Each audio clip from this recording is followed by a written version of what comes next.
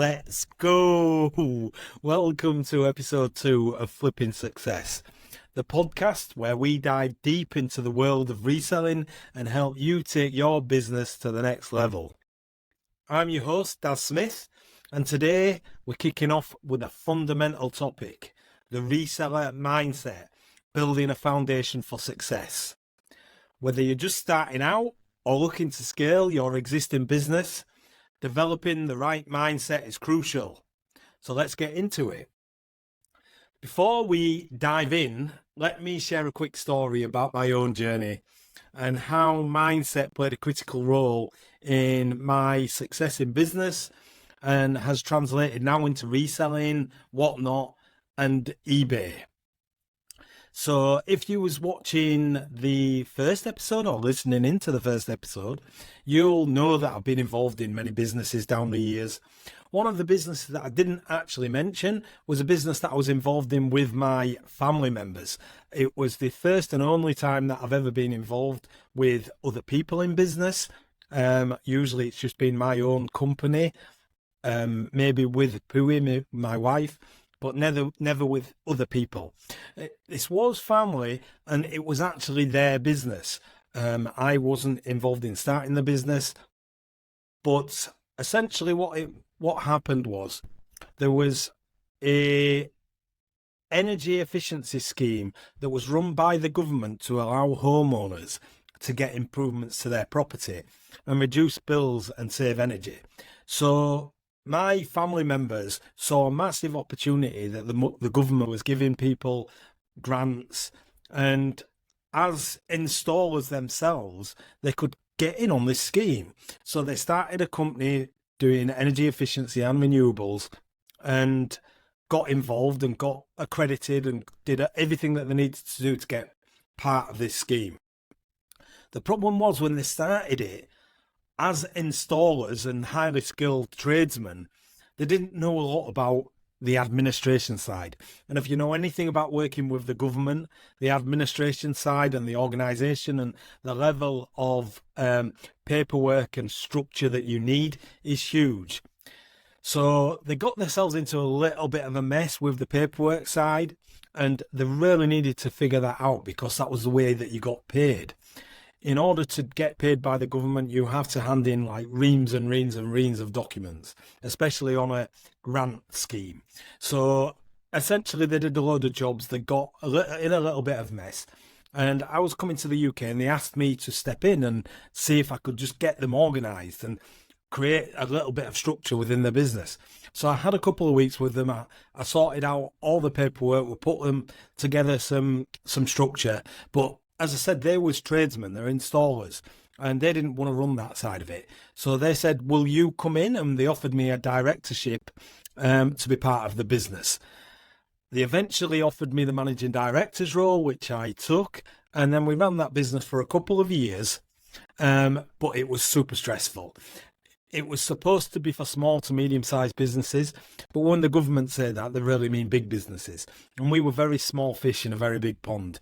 So we was very naive, we didn't know what we was doing, and we didn't realise how difficult it would be to actually get our money out of this scheme.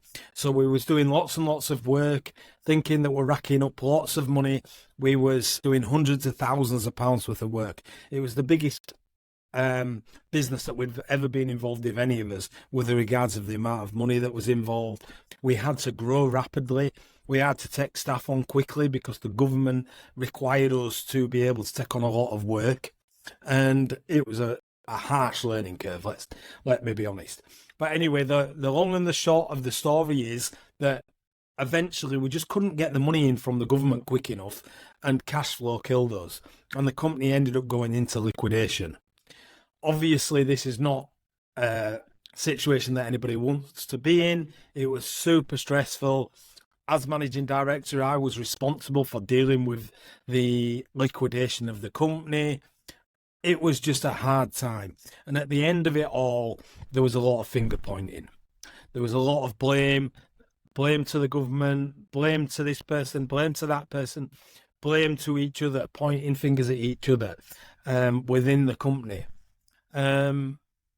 So it was difficult, let's just say.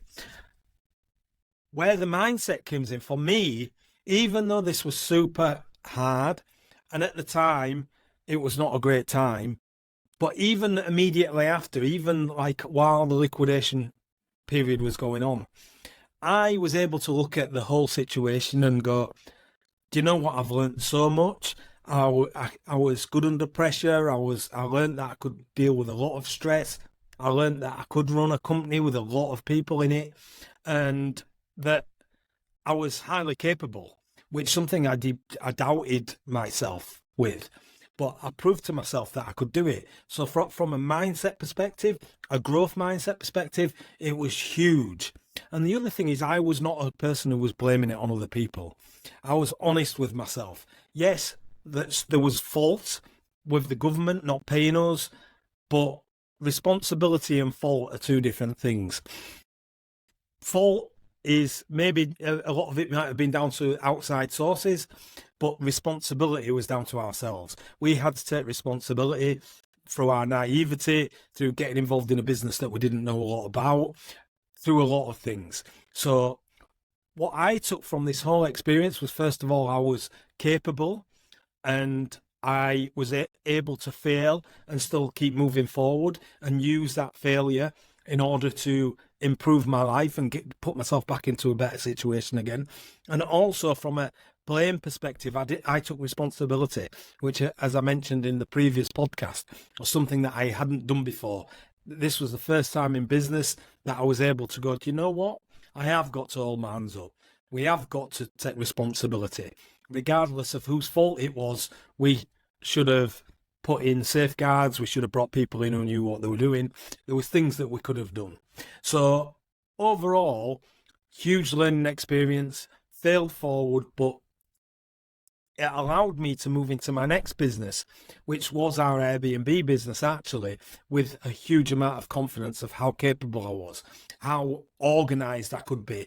And I put that organizational structure into our next business. And even when that came to an end through COVID, again, I didn't blame anybody. We took responsibility and we just started again with the full belief that we could build something back. So that is a little bit about my experience about how your mindset can change. I went from somebody who was very, very good at blaming other people. I was also somebody who didn't really feel as though I could achieve anything, that imposter syndrome that a lot of people get, fear of failure. But we failed in a hugely dramatic way in front of a lot of people, in front of our staff. We had to lay people off. It affected a lot of people, which was horrible. But from a personal perspective, I was able to take a lot of positives from it and come out of the other side. And that's what we've got to do. So now moving into the reselling business, I've been able to deal with stress. I've been able to take on responsibility myself and not blame other people. And I think that's a huge factor in why I have been successful in the last couple of businesses that I have done. And I feel now moving forward that I can do anything. I could start a new business tomorrow. The skills that I've learned, everything that I went through, even if something happened to our reselling business, I know I could start again and do it again. So that's a little bit of a story from my past, and hopefully that can resonate with a few of you guys. Now, with that being said, let's talk about some current mindset blocks that can hold you back. So the first one would be a fear of failure, how it paralyzes action and stifles growth. Now, I'm sure we're surrounded by people who are telling us, why do you want to be an entrepreneur? Why do you want to grow your own business? Reselling, it doesn't work. And that fear of failure is something that they're going to project onto you. And it's something that's going to sink into your mind. So if you're listening to this and you've got people around you that are telling you that you are going to fail, please don't listen to that. There's every potential that you can absolutely make a successful business. So, but fear of failure is a huge one. It's something that's massively affected me.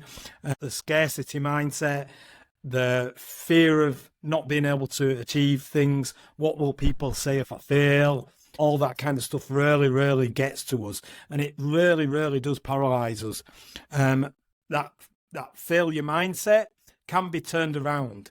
One thing that I talk about, I teach a lot, is failing forward. Failure is actually a positive word because failure means learning.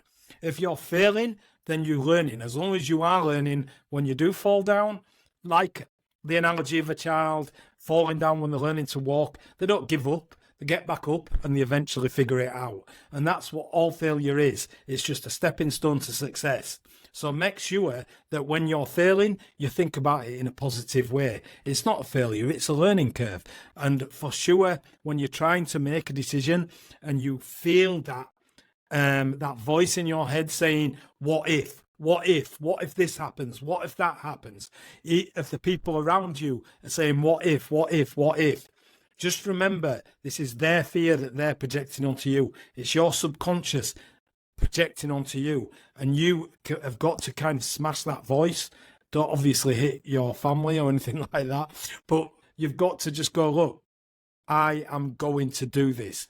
Even if I fall down 1,000,000 times, I'm going to keep going. The journey is what I care about. And when you start having a positive mindset, positive actions follow. Positive actions produce positive results. So don't let that fear of failure stifle you, hold you back. When you feel it, embrace it. Go, yeah, this is scary, of course. I'm going into something that I might fail at. It might not work out the first time, but if it doesn't, I can figure it out and I can move forward. So another mindset block is imposter syndrome. Now, I think this affects absolutely everybody. In fact, all these mindset blocks affect everybody, and it's how you deal with these things is what's important, not the fact that they happen. It happens to everybody. Believe me, even the best in the world have fear of failure and imposter syndrome.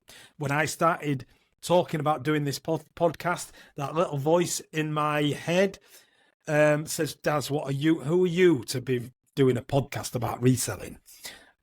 Why do you think you're successful enough to talk to other people about this? So feeling like a fraud despite having success. There's not very many people that I've seen in the reselling industry in the UK that's doing what we're doing, especially in such a short period of time. We've been able to learn a lot, and passing that information on to other people I think's valuable. But believe me, that voice in my head keeps telling me, why are you doing this? Who are you? Who do you think you are? You know what I mean? So it's like something, again, that you got to deal with, and how you deal with it is how successful you're going to be. I'm still here. I'm still talking on this podcast. Right now, it's only the second episode. There is a fear of failure. There's a fear that nobody's going to watch it or listen to it. But do you know what? I'm going to do it anyway. And I'm going to try to do it to the best of my ability. And I'm going to try to get better at it, that growth mindset that we talked about. So feeling like a fraud, despite having successes, is natural for everybody, even the best in the world.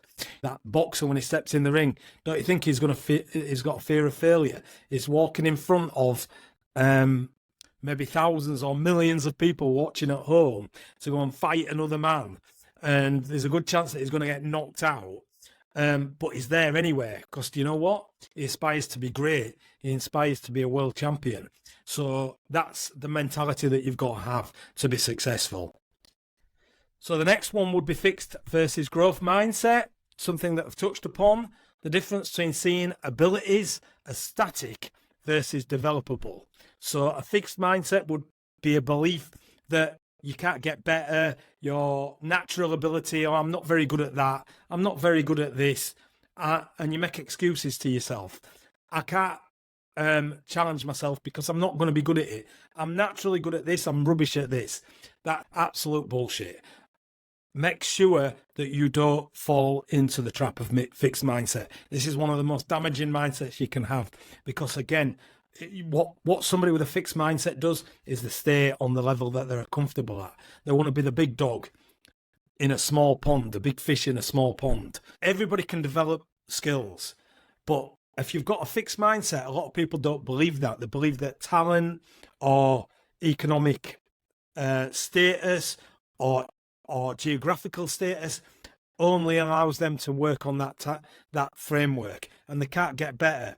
Again, they make excuses to themselves. They want to believe that they're the best at what they do based on their talent. And it's just not true. The best in the world at just about everything have a growth mindset. They learn how to get better. They don't stay fixed. They don't just rely on ability. They have to get better. You have to get better. You have to have a growth mindset. If you read the book Mindset by Dr. Carol Dweck, he really goes into this in depth. Highly recommended that you read that book. And one of the analogies that she talks about it was Bjorn Borg and John McEnroe. If you're as old as me, you'll remember these guys. They were tennis players back in the 70s. And McEnroe always used to blame every decision that went against him on the umpire.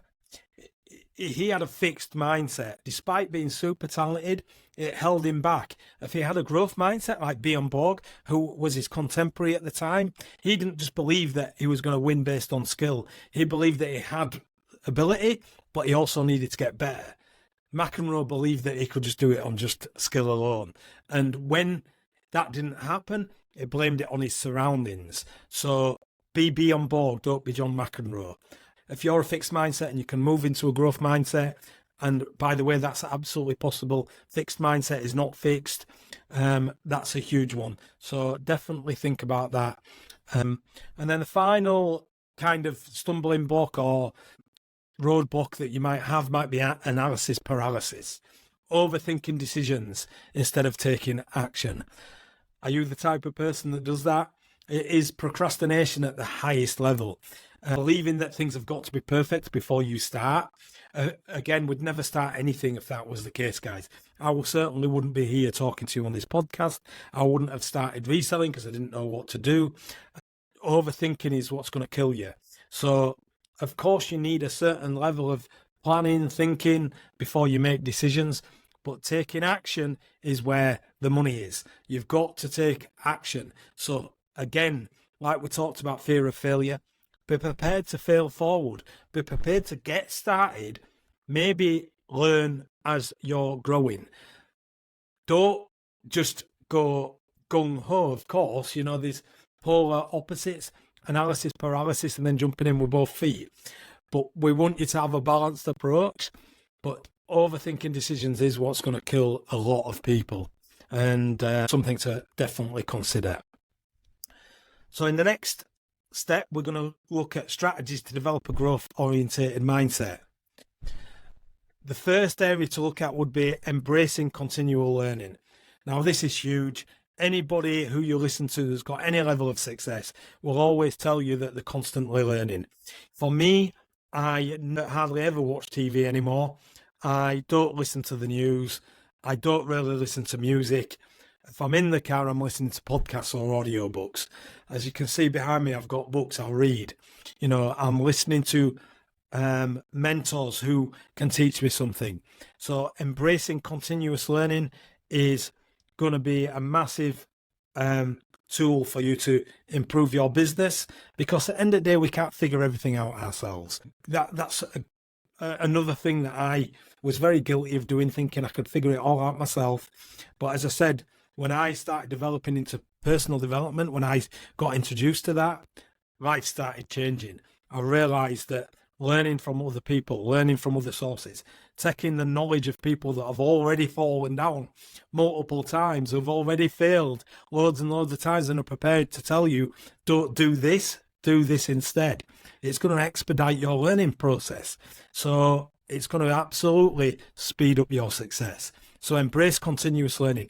And this is a lifelong journey. You're never going to stop learning. So don't think you know it all. Don't let the ego get in the way. Make sure that you do continuously look at getting knowledge. That's huge. Another thing that you can look at is setting realistic yet challenging goals. Again, goal setting is something that I am a huge advocate of. I talk about it a lot. Setting goals, I've always setting goals. I envisioned the warehouse that we was in, not thought about I want the warehouse. I imagined it in my mind what it would look like, and then I broke down the steps of how I'm going to get to that. So breaking it down breaking down big goals into manageable steps is going to really, really help you. But having huge goals is definitely something that I'd encourage you to do. I don't think there's any limitation to what we're capable of. So setting huge tasks is something that we should do. And if you can't do that, then you have to really go back to the previous steps where we're talking about the fear of failure, that imposter syndrome. Why can't you think bigger? Is it because of the people who you're surrounding yourself with? Is it because of society and how you've been brought up? Well, all these walls need to be broken down. So setting goals, huge. If you want to make 6 figures, 7 figures, multiple 7 figures, if you want to go and take your family to Florida, if you want to buy a Ferrari, whatever your goals might be, set big ones. But then, as I said, break them down into manageable goals, manageable steps. And if you can turn around and say, by the end of this week, I want to do this. How do I do that? So you get your goal, you work it backwards. That's how we get there. It's one step at a time. Stepping stones to the big goal. And once you hit your goal, you set a bigger one. Keep going. So always set goals that you feel are going to be difficult, but achievable. And I think just about everything's achievable. So let's go. Surround yourself with positive influences. This one is huge. Surround yourself with positive people. Building a supportive network of like-minded individuals. Guys, as I said earlier, we're probably all surrounded by family members, friends, turning around and saying, why are you doing reselling? Actually, even Pooey, when I first started, my wife, she turned, what are you doing? This is ridiculous. Selling second-hand clothing. I'm not doing it. She actually said, I'm not doing it. It's a stupid idea. And if I'd have listened to her, we wouldn't be where we are now. And we're both very grateful that I didn't listen to her, because obviously we love what we do. So I was able to find a supportive network with a group of people that all thought about things in the same way. And I also looked for mentors, as I mentioned before. Mentorship is huge. So you surround yourself with not only positive people, but people who are further on than you. If you could be in a room of ice cream makers, within a month, if you was hanging around them people every day, you'd know something about making ice cream, right? So if you was in a room with people who are successful, resellers who are thriving, who are trying to grow, who are trying to scale, who are trying to earn money, who are making money, if you was in a room of millionaires, believe me, you'd get the rub, you'd get that osmosis from them people. So make sure that you're surrounding yourself with like-minded people, people that are supportive, and if people are not supportive, move them away, push them aside, even for a time being, even if they're family and friends. Guys, right now I'm on a mission. If you're going to hold my mission back, if you're going to kind of interrupt on my values, then you're not going to be a good influence for me right now. I need to be around people that are going to be that. So if you've got big ambition, and hopefully if you're listening to this podcast, it is flipping success, that's what we're trying to get to. So the core audience of this podcast hopefully will understand that you've got to be around positive people, wealthy people, successful people, you name it. Surround yourself with the better quality of people. And I'm not saying quality in regards of like the not good people, the nice people, but quality as regards to business, about your growth and where you want to be in life and where you want your business to be. Then surround yourself by the right type of people. The next one could be practicing gratitude and mindfulness. Techniques to stay focused and appreciative of your journey. So gratitude's huge. Waking up every single day and realizing that we're privileged to be doing what we're doing, to be able to work for ourselves, to be able to start a business practically from nothing. The barrier to entry to reselling is very, very low. It's very easy to get started. You can just find some things around your home, put it on eBay and get going. And then the scalability is there. It's possible. So we should be grateful for that. We should be hugely grateful for that, because as we know in this world, there's people that are not in that privileged position. So practicing gratitude, waking up every day and being grateful that you just opened your eyes is huge. And when things get stressful, we forget to be grateful. And when things get stressful and get hard, we start to blame. We start to get negative. So bringing back to some gratitude, to some mindfulness, whatever that is, whether it's prayer, whether it's meditation, whether it's just getting away from a crowd and giving yourself some space, do whatever it is that you need to do, but practice gratitude and mindfulness, and you will see some big improvements, because once you're grateful and you're happy, things get way easier. So the next one, the last one, what we'll talk about is celebrating small wins, acknowledging progress to stay motivated. So every time that we hit a target, we celebrate it. Every time something good happens, we celebrate it. We should celebrate every little win. So make sure you're doing that. Give yourself little targets to go, and then go and yourself something nice, even if it's just a chocolate bar or whatever it might be, something small. It could be something big. Go for a nice meal with your family, but celebrate every win. It's really important, because reselling and business is difficult. It's hard, and that's why mindset is so important. So celebrating every little win needs to be done. Really, really think about that. So to wrap up, developing the right mindset is not an overnight process, but it's one of the most impactful investments you can make in your reselling business. Read books, listen to podcasts, join a mentorship group, join a community that can help you. Are you ready to take your reselling business to the next level? Whether you're just starting out or you're an experienced reseller looking to scale up, you need to check out revive.team. At revive.team, we offer 2 fantastic membership options right now to help you succeed. First up, we have the revive.tribe, our free Discord community where resellers come together to share tips, support each other, and celebrate wins. It's the perfect place to get started, connect with like-minded individuals, and gain valuable insights without spending a dime. It's absolutely free. But if you're serious about scaling your business, you'll want to join our revive.team paid membership. This gives you exclusive access to our members area, packed with powerful mindset strategies, foundational tactics, and actionable content designed to help you grow your business. Learn from industry experts, get the inside scoop on the latest reselling trends, and take advantage of our step-by-step guides and resources. And here's an exclusive offer just for our Flipping Success listeners. Use the promo code Flipping Success 50 to get 50% off your revive.team membership, or while ever you stay on as a member. So this is for life. As long as you join at that price, it'll be that price forever. That's right, 50% off. So don't miss this chance to invest in your future and join a community dedicated to helping you achieve your reselling goals. All you got to do is visit revive.team today. Just post that into your web browser and join the tribe for free. And upgrade to our paid membership to unlock even more potential. Remember, use promo code Flipping Success 50 at checkout for 50% off your membership. Let's flip success together with Revive.team.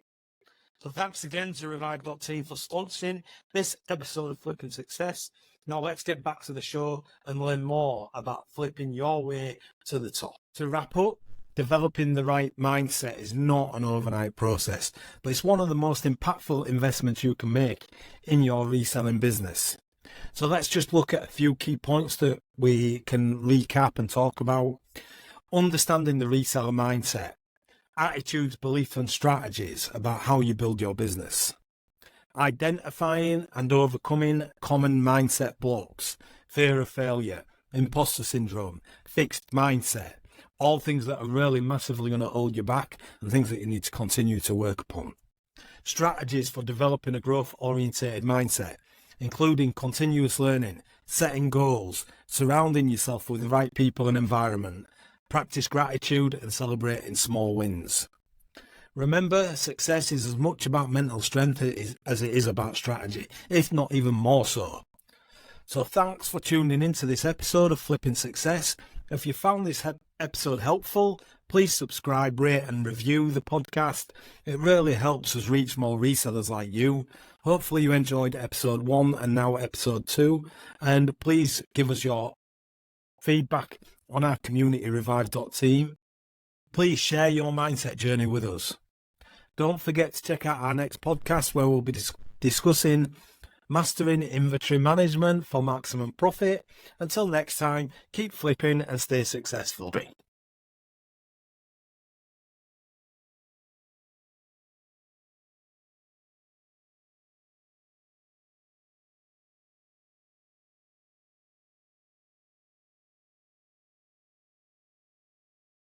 Yes.